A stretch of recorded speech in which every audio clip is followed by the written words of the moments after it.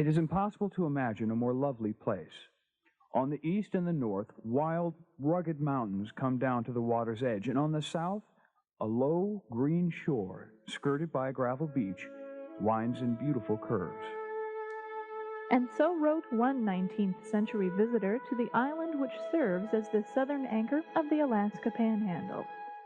This year, residents of Annette Island celebrate their centennial of settlement. 100 years ago, coastal Tsimshian Indians traveled in canoes from their village in British Columbia to the location they would call New Metlakatla.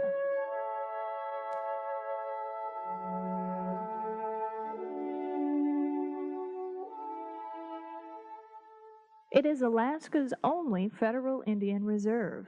It is one of Southeast's larger native communities with a population of 1,500, but its native membership is declining. Metlakatla is a bustling small town with miles of paved roads and a number of construction projects underway.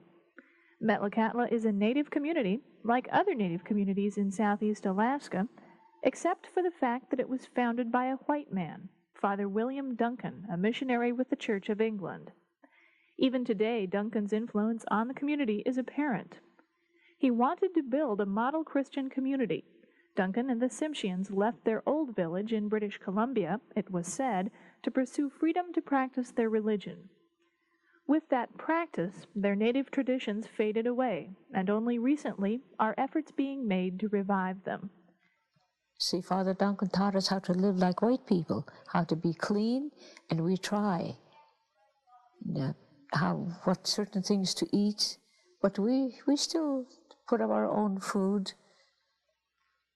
Half the time our children and grandchildren don't seem to like it, but they'll eat it. But of course there's other food like what we get from the market, meat and different staples like that. But then we try to have them eat our own, which we were brought up on.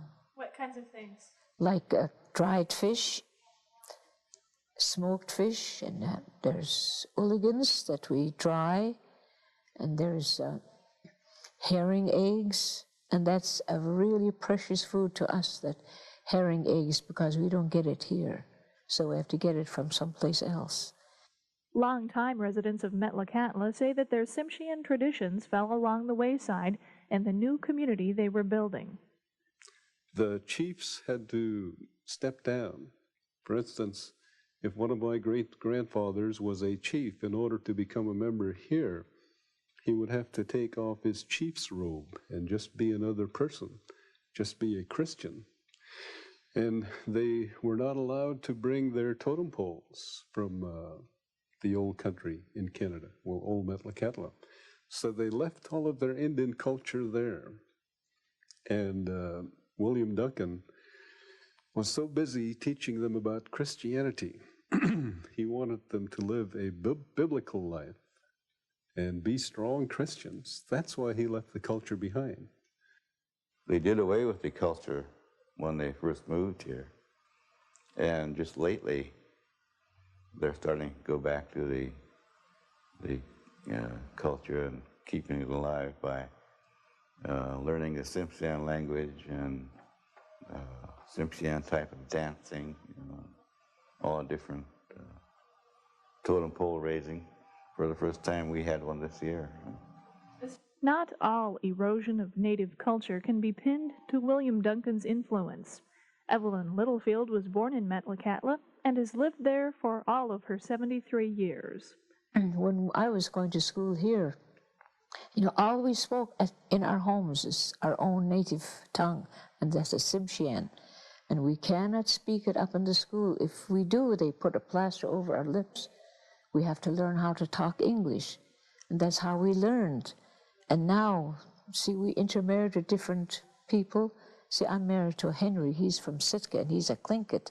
So I can't talk to him, and he can't talk to me. So we talk English. And that's how our children were brought up, by English, learning the English language, and they don't know their own. But Littlefield speaks Tsimshian with her sister, Violet Booth, who is teaching children in the community to sing the Lord's Prayer. That's the original name of our tribe. We'll try. I don't remember the whole thing. I'm learning to. Wind gweda katsem lachaga Lutek nawe. That's why I said go. But when we do it in our language, in our dancing, we somewhat stand and do the movements.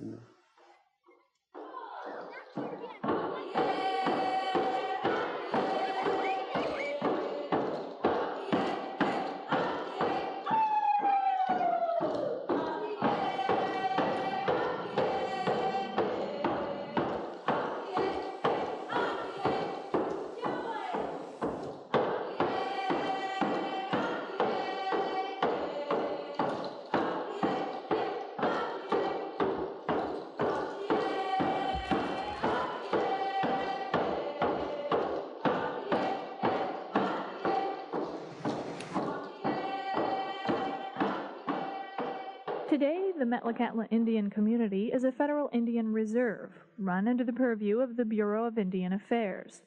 They hold concurrent legal jurisdiction with the state of Alaska, with their own legal code, police force, and tribal courts and judges. Metlakatla received some funds from the state last year, a few $100,000, which they are using for capital improvements and for a community census. The state also funds the Annette Island School District, maintaining the schools, shops, and a swimming pool.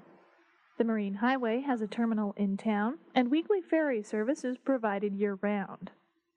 But unlike other rural southeastern communities, Metlakatla does not rely on state municipal assistance and revenue-sharing monies to fund the services it provides. Profits from the community sawmill and cannery and cold storage facilities are plowed back into social services and city administration, and Bureau of Indian Affairs programs ranging from hatchery operations to resource development to housing will add an estimated $1.4 million in assistance to the community this year. But Metlakatlans insist that they are not just taking handouts from the federal government. Used to be, but you know, with the federal structure, the federal and the state structure the way it is now, you can't help but get out of it. You know, we're finding that we have to struggle a lot harder. The grants and contracts are a lot more competitive, which I think is good in a way because it takes a lot of the looseness out of the system. It makes you more fiscally responsible. Plus, I think too that a lot of tribes had it coming for a long time that we can't continue to exist off of federal and state handouts. We've got to get out there and get more competitive. In order to get more competitive, you have to try new things, try new ideas, you know. The whole concept with the Bureau was to allow the Indian people to run the programs, the Bureau programs, that Congress has set aside as special programs for the Indian people, to run them themselves rather than have the bureaucracy do it. So in order to qualify, they would have to meet certain criteria. They would have to sit down in negotiation sessions and discuss budgets, scopes of work, that type of thing, what they were going to do with the money, and then make reports on their progress every 3 months. They have to report the progress. So it's a real boon and a real interesting concept to go into contracting. You know, I'd like to see this community stand on its own eventually and get away from, you know, I think things like Indian Health and the Bureau of Indian Affairs, we're never going to get away from those because of their trust responsibility. But for the most part, I'd like to see the community get away from grants and handouts. Basically, Metlakatla is a socialistic type community like any other reservation in the lower 48. And we've been trying to break away from that into becoming a capitalistic type system that would work like any other town in the United States. With access to timber throughout the island and fishing rights to 3,000 feet offshore, Some see Metlacatlans in an enviable position of being in control of their own resources with minimal state or federal intervention. Metlakatla Mayor Harris Atkinson. We lease out our land to LP, Louisiana Pacific, and they employ 110 men year-round. And we have a 25-year contract with LP.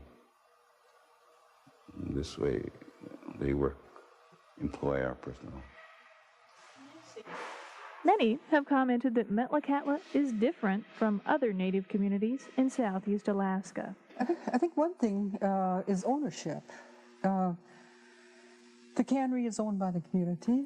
The council hires a manager, and the manager reports to the council on activities of the cannery. So they own it. It's like having stock, although there's no, you don't have a piece of paper that says you're a stockholder in that island packing company. You're just a known fact as a member that you gain through employment, and any profits, are not divided, but they're put into the general fund of the community. And even Metlakatlans will admit they are better off than many of the treaty reservations in the lower 48. Paul Brendable is in charge of grants and contracts for the community. When I travel south and talk to the tribes in the Pacific Northwest, in, say, like fishing issues, the Columbia River king salmon, just watching and talking to those tribal people down there on the problems that they have on getting one fish from the Pacific Ocean to, I don't know how many hundreds of miles and how many dozens of tribes that fish has to go through. I really appreciate the fact that we've got everything sitting right here in the water.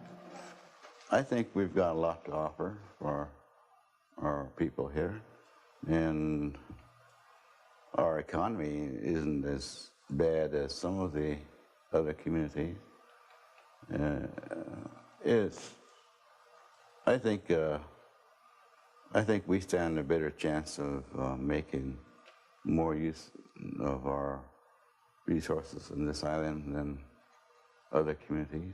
Well, Metlakatla is not a treaty reservation. It's a congressional appointed reservation for the people that moved from Canada to Metlakatla.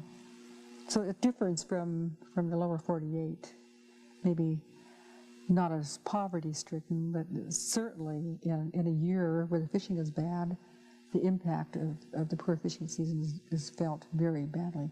And these programs kind of lift up maybe the economy to a tremendous degree because of the number of people employed by these various programs.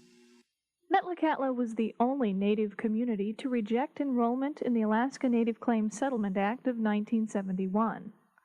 With some of the village and regional corporations that the act spawned now facing insolvency and a possible loss or taxation of lands after 1991, Metlakatlans are generally happy with their decision. Casey Nelson was mayor of the community in the early 1980s. If you look at the fine print of the act that's going to be implemented in 1991, some people are going to be hurting. I feel for them.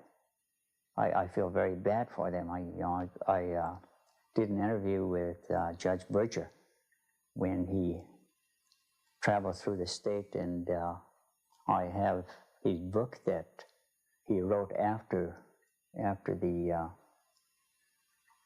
he had completed his task in Alaska, and I think the title of his book is Village Journey. I bought it last year, and it's very frustrating to listen to some of his comments too. You hear about the unhappiness of the average person on the street, the average participant who really receives no benefits. Get $1,000 now, maybe, and then maybe $2,000 next year, and God only knows when you're going to get another dividend, because seems like every corporation is showing a loss. I think that at the time, our council made the right decision in remaining a reserve as we have, because looking at looking at all the other communities around us who have lost economically and lost all their, and you look at 1991 when people will be taxed. We still remain the same. We're still self-supporting to a good extent. And we're self-contained, so we practically have to be. We have our own power plants, we have our own fishing boats, we have our own police department, we have our own law and order code, we have our own court system. But I think it's worked out pretty well for us. And former council member Brundable says there are some fundamental differences in how Metlakatla runs its affairs compared to other villages enrolled in the Native Claims Act. They're all profit motivated. I don't know, Metlakatla, we just, except for our industries, we just try to get by and employ our population. There is no local taxation in Metlakatla, but the Constitution allots each member of the community a piece of land, 100 feet by 100 in town for housing, plus 10 acres outside city limits for any purpose the user chooses. In addition to a full-time mayor, Metlakatlans elect a 12-member tribal council. The council members separate into committees to work on development projects ranging from the hatchery to lumber mill operations to community development. With its Federal Reserve status, the Tribal Council can regulate who lives on a net island. To become a full member of the Reserve, one must be an Indian of Metlakatla, an Alaska Native, whether it be Tlingit, Haida, Aleut, Yupik, or Athabascan, or a British Columbia Tsimshian who has lived in Metlakatla for 2 years or more. Currently, Native Americans from the lower 48 are not eligible for membership. I think we're going to find that the federal statutes will not allow us to discriminate to an Indian who is from the Klamath, from the Oregon State area, from the Quinaults, etc. That we cannot, that they must be given equal consideration with our own people. Council members vote on potential members to the community who are at least 21 years old. Only members may own property and vote in local elections. Something that has the tribal leaders in Metlakatla concerned is an influx of non-members moving in, as well as intermarriage. Tribal Employment Rights Director Stan Patterson says these two factors may prompt some changes in membership management. But up to this point, our best statistics indicate that we've got about 62% members of the community and 38% non-members, which is basically a 60-40 split. And this is due to the fact that as we create industry in Metlakatla, we recognize the fact that certain key personnel must be there until we have trained people to take over. So like the sawmill, we have a lot of non-native people that are moving on to the island to supply the need, the technical needs to the sawmill at this time. And my office and the council is trying to get these people elevated in their training procedures to eventually take over on these things. So many of our people marry Caucasian people. And take a look at me, for instance, in my family.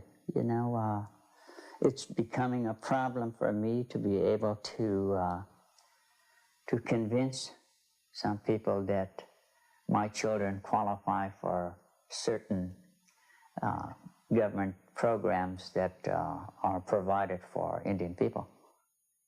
I'm not sure at this point in time whether it's good or bad, but the numbers are there, and what's happening is we're getting a greater, we seem to be marrying outsiders more and then bringing them back in. The good thing about it is I think Metlakatlans today are having more children, so we're producing a greater membership down the road, but the thing that kind of concerns me the most is the fact that we're diluting the blood as we continue to do this. And I think Metlakatla needs to take a look and to start setting up some sort of regulator system on what you could allow. Now, we can't obviously have 10,000 people move in, in 1 year, because it wouldn't work. But yet we have nothing to monitor then.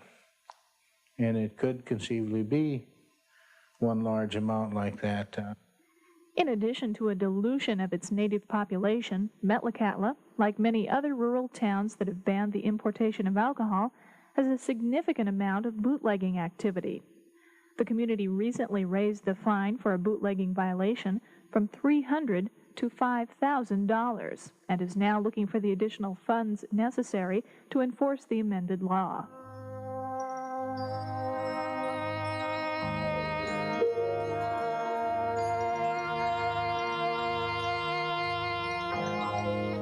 Most Metlakatlans are looking forward to better salmon harvests, an expanded cold storage facility at the present cannery site, and another timber sale. Here, as well as in other rural and urban southeast communities, economic diversification is the catchphrase. The tribal government is anticipating decreased financial support from federal and state agencies in the years ahead and is looking for ways to fill the gap. We need to diversify and get away all the way from not put everything into fishing. Like we're looking into mining, tourism, things like that. I think tourism is a big thing right now. We've had some people try some markets here. It turned out to be fairly successful. It's also created a revival in our own culture again, which is kind of good for the community because people are getting back to what I call their roots, and they're understanding what makes us special. I think the answer, not only if Metlakatla is going to go ahead and jump over the threshold, then the answer's got to be not in just Metlakatla, but in southeastern, because we cannot move any faster than what the rest of this part of the state is moving, and that's what is going to dictate it right now. That's why I think that the people are on the right track when they start getting the mayors of the different cities together and they're talking about comprehensive plans for all of a region rather than just for each village, and to start tying them together, Many of the people in Metlakatla count the youth of their community as an asset, just as much as rich timber stands or a healthy fish harvest. Though young people do leave the town after high school, either to go to college or to enter the military or to work outside, they return eventually to Metlakatla. I try to encourage them, go out, get an education, become a lawyer, become a doctor, become a CPA, get into business management, get into politics, and then come back and contribute something to your community. My reason for coming back was purely selfish. I miss the place, and I think you'll find that true with anybody, that you really, the place kind of grows on you. If you get away, you can't wait to get back. But once you're here, you can't wait to get away. It's a good place to raise kids. We got good churches, good schools. Government system, it works. If you got a problem, you grab your local councilman and you voice your opinion, and most of the time things get done. And when we came up on a vacation, we fell in love with the wide open spaces again. So we decided to move back because of the wide open spaces, to get away from the city life, that's all. I went to school in Sitka, SJ, and then when I worked for the airlines, I worked for Pan Am for 15 years. We worked in Seattle, in Portland, San Francisco, Honolulu, London, England, Frankfurt, Germany. But this is a place I'd rather be.